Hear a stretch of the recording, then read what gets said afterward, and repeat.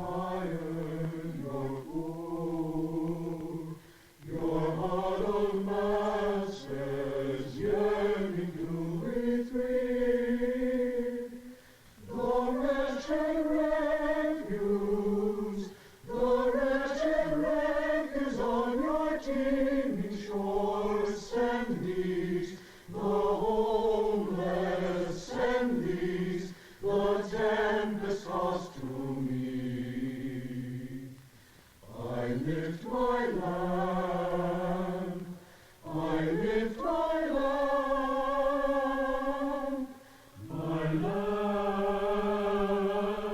beside the golden door. Ellis Island was the gateway to America for all steerage-class passengers. Only the poorest tasted America first in these concrete detaining halls, but they had a dream that no adversity could shatter, until America turned her eyes inward. The 1920s reflected paradox. On the one hand, easy tolerance of flappers and jazz. On the other hand, intolerance and distrust of foreigners. The nation of immigrants had closed its door with strict anti-immigration laws, but it would be increasingly difficult to shut out the rest of the world.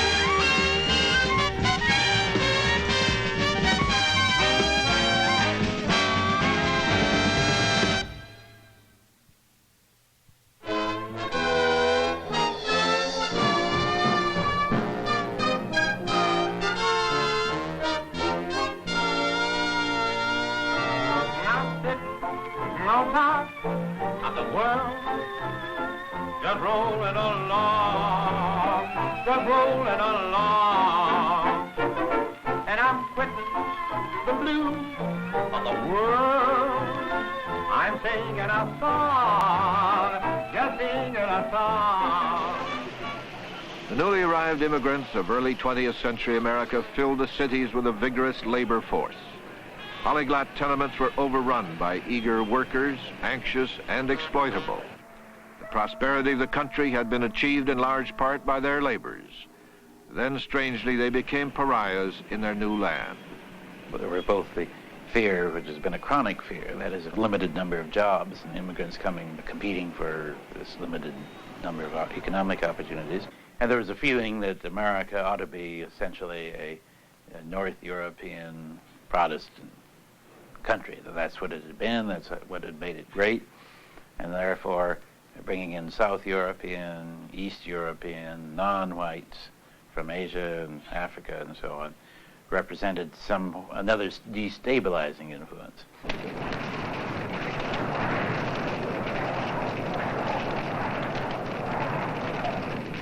The Ku Klux Klan had originated in the South in the wake of the Civil War. It was always an anti-black movement, but in the 1920s it had a new mission. Professor Robin Winks of Yale. In some ways it was a new organization simply using the old name. And the new Ku Klux Klan was at least as concerned with what they viewed as Bolshevism, with anti-Semitism. They believed that many of the Jewish immigrants were communists, and with opposition to the new Southeastern European immigration. They were also, of course, very anti-Catholic. In 1925, the Klan flaunted its power by staging a march down Pennsylvania Avenue in the nation's capital. That year, its membership had reached 5 million. It's generally agreed by historians that the 1920s represented the height of American racism.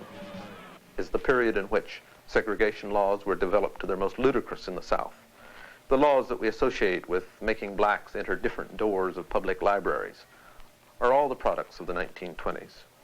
It was a period of time in which the Oriental American was sharply restricted, of course, a period of time in which we were giving virtually no thought to the rights of what today we would think of as Chicano Americans or Indian Americans. Americans on the whole were fearful that their cherished institutions would be undermined if they had undue contact with the outside world. With the passage of a single law in 1924, America shut out the rest of the world.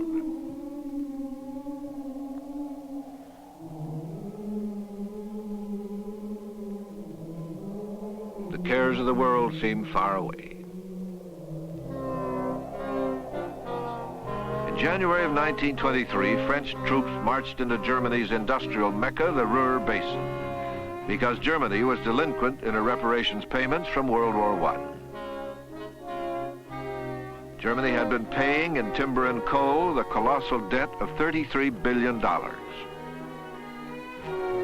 One of the reasons for the French takeover was an American demand for payment of war debts from the French.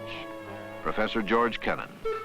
I think one of our greatest mistakes was to insist all through the 1920s and the early 30s on trying to collect the war debts from our ex-allies, because this gave them not only an excuse, but almost a valid reason for continuing on their part to try to collect reparations from Germany.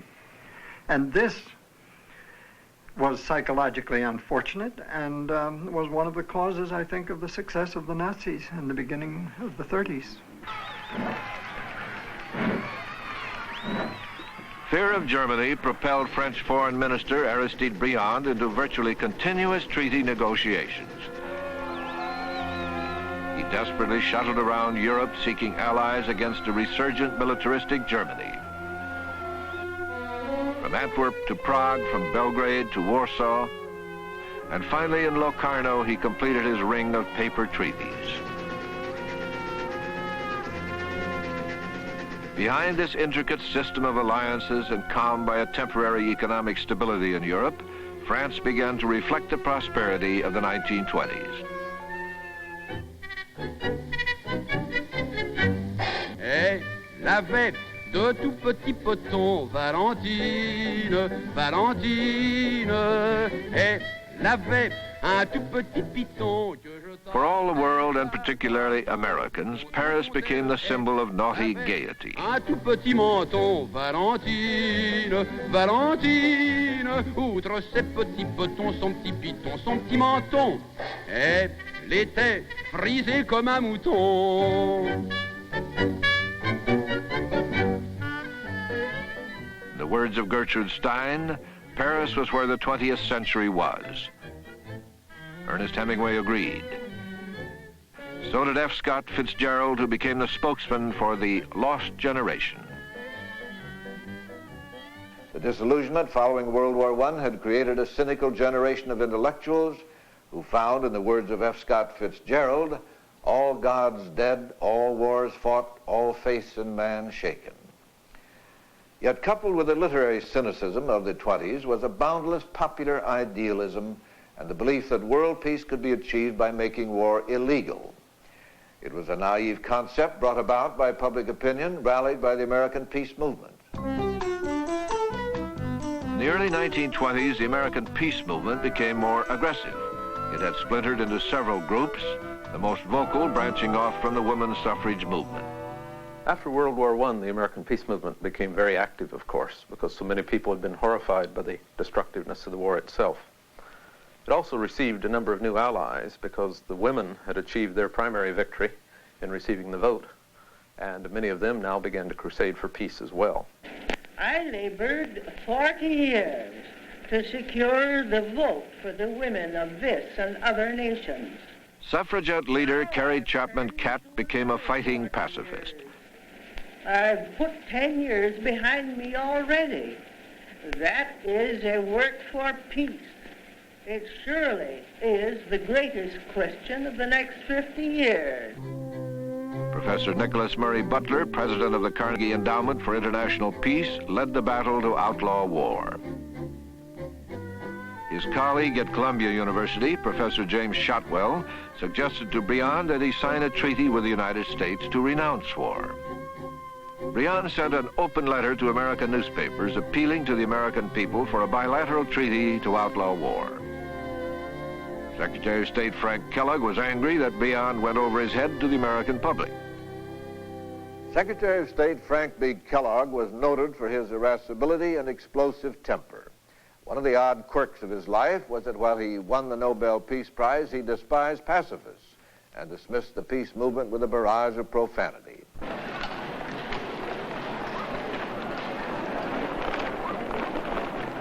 The peace movement was a highly visible minority in mid-20s America, primarily because of all the attention it got in the nation's press, the principal manufacturer of public opinion. Again, Professor Wicks. Public opinion is always very important in any democracy, of course. The question is, how is public opinion made felt upon the formulators of foreign policy? The 1920s is still a period when newspapers dominated the formulation or the expression of opinion. It was a period of time in which everyone believed what they read in the newspaper. They believed what they read in their history books. They tended to believe what they were told, and naturally many people told them what they wanted to hear. The men who controlled the written word in America were press lords like Joseph Pulitzer, who believed in strong editorials and vigorous crusades. Newspaper publisher William Randolph Hearst became one of the most powerful men in America. A strong nationalist and isolationist, he revolutionized journalism. He appealed to a mass audience with bold headlines, lots of pictures, and a gee-whiz approach to the news. The most opinionated and conservative of the press lords was Colonel Robert McCormick of the Chicago Tribune.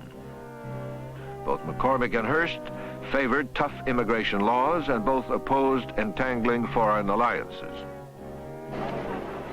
Calvin Coolidge, newly elected president, shared the general view of McCormick and Hearst on America's position in foreign affairs. His inaugural speech reflected his hands-off attitude. American isolation was deepening.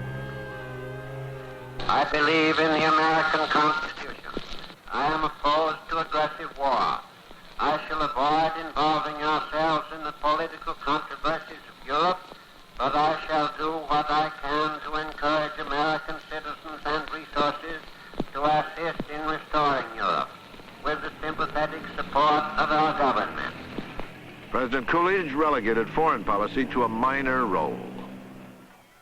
His main interest was American business, and his friends Henry Ford and Thomas Edison appreciated that approach. The president's most memorable remark, "The business of America is business," was music to their ears.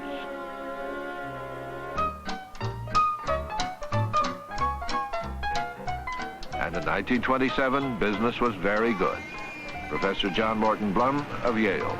During the 1920s, the American people, it seems to me, experienced an extraordinary rise in their materialistic expectations.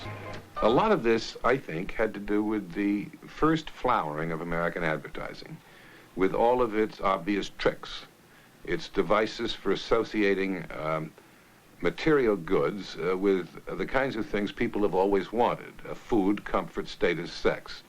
Thus the Buick at the country club, thus the Lincoln with the handsome blonde entering its front door.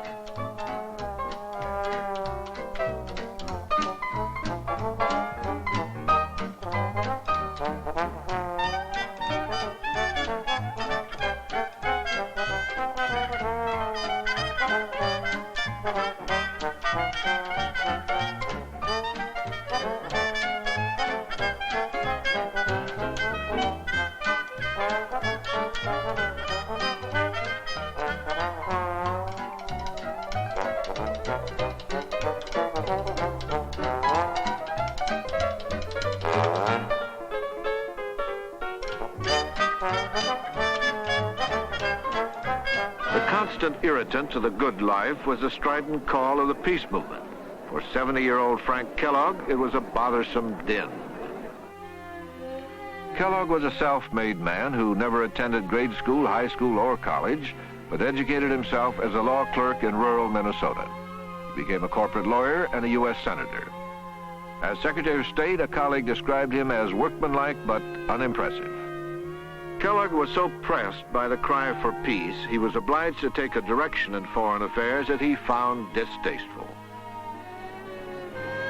There's always a risk, of course, whenever public opinion, which cannot be fully informed on any succession of events, is allowed to influence foreign policy. On the other hand, a democracy must allow it. You don't have a democracy if there is not some equation between public opinion and the resulting foreign policy. The State Department during this period of time was still relatively unprofessional, although it was becoming professionalized. At the time, the State Department had only 600 employees and an annual budget of $2 million. Foreign policy was not a vital concern of the Coolidge administration. French-American relations were at a low ebb. Since Brion's brash appeal to the American people, diplomatic channels had been all but closed. Then fate intervened. Charles A. Lindbergh's incredible flight across the Atlantic. Up in the sky, fair or windy, he's flying high. Feel it, knows every cloud. The kind of a sun makes the mother feel proud. Lucky Lindy rides all alone. Lindbergh, the boyish hero, captivated Paris. Spiritually starved Frenchmen and Americans were buoyed by the romance and chivalry of his flight. The young Galahad's return was reported on the new toy radio. Ladies and gentlemen of the radio audience, this is Graham McNamee speaking from the Navy Yard, Washington, D.C. Awaiting Lindbergh. Lindbergh is coming down the gangplank. Lindbergh's airplane diplomacy did more to improve French-American relations than years of State Department efforts. People of France and the people of Europe request that I bring back to the people of America one message. You have seen the affection of the people of France for the people of America. The goodwill lasted long enough for Kellogg to find a face-saving way to meet Brion's desire for a French-American treaty and to satisfy the harping cry of the American peace movement. In a rare stroke of genius, Kellogg proposed that all nations renounce war, and that became the Kellogg-Briand Pact. Professor George Kennan. The Kellogg-Briand Pact, the whole history of its negotiation was high comedy. It wasn't an act of deliberate policy on the part of the United States government. It was something into which the government was pushed by what you might call the sanctimonious lobby. There were very vigorous so-called peace lobbies at that time, which were full of emotion and very little discrimination. And they were extremely aggressive. And they did literally push the U.S. government into negotiating and signing this utterly meaningless and rather silly agreement.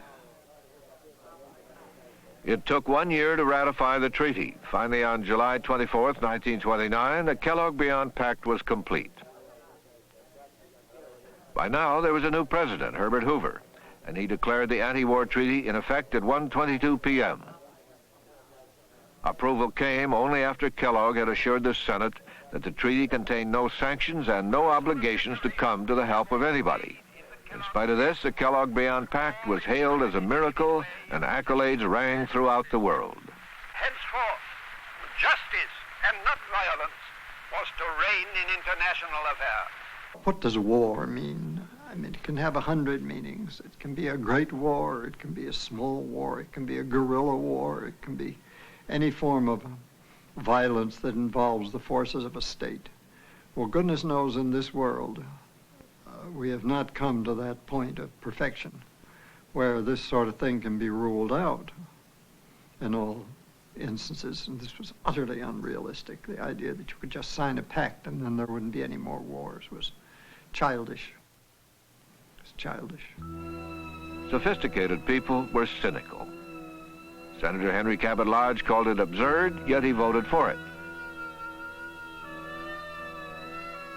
Senator Hiram Johnson of California said he was not under the delusion that it would cure war. He also voted for it. Publisher William Randolph Hearst naturally opposed the treaty. He saw it as an entangling foreign alliance. Colonel Robert McCormick of the Chicago Tribune lamented that the United States was like Samson walking into the barber shop. If the press lords had looked over their shoulders, they would have known that they were being followed. Now, this is a typical American living room in the 1920s, preserved by the Smithsonian Institution. And the most significant piece of furniture in this room is this radio.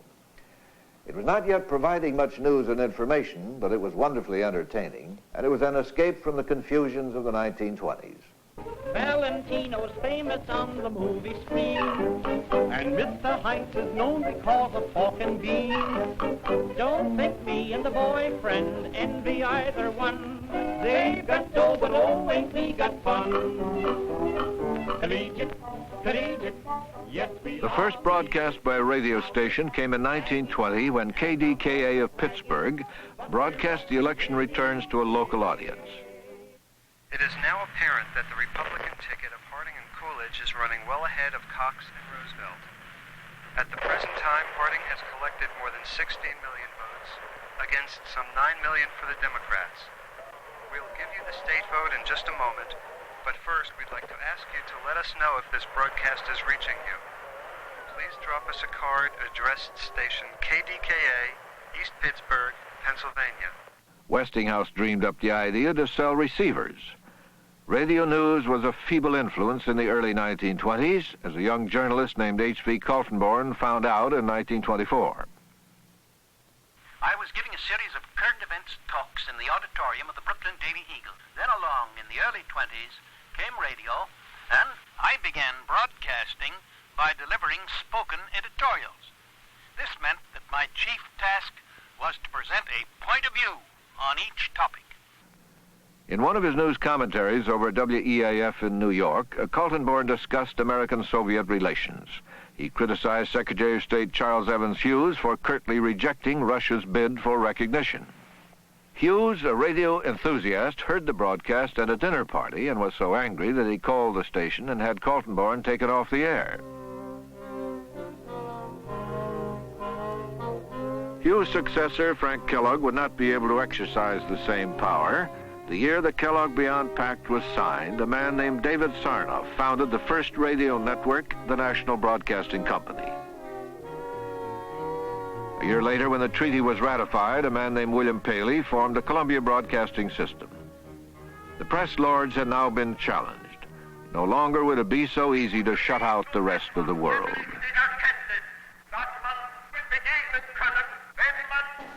Aus den Fehlern der Vergangenheit lernen will und aus ihrer Kenntnis heraus auf einer Ebene.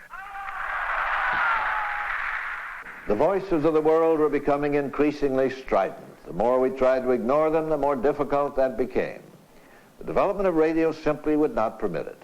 Public opinion had become a consideration in formulating foreign policy. The Kellogg-Beyond Pact to outlaw war was actually brought about by public opinion. It was a vocal and well-organized American peace movement that pushed diplomats into that naive and unrealistic treaty. Sometimes public opinion, as a scholar once noted, is only public and opinionated, not much more. In any case, foreign policy moved out of the hands of professionals and practical statesmen and into the hands of amateurs and idealists. The false security created by the Kellogg-Beyond Pact was buoyed by our sense of well-being and prosperity. Business was good, America was a land of plenty, and we were a self-sufficient nation. The absurdity of the concept that man could eliminate war by words alone demonstrates the crucial relationship between public opinion and foreign policy, and in a democracy, the life and death necessity of a well-informed public opinion.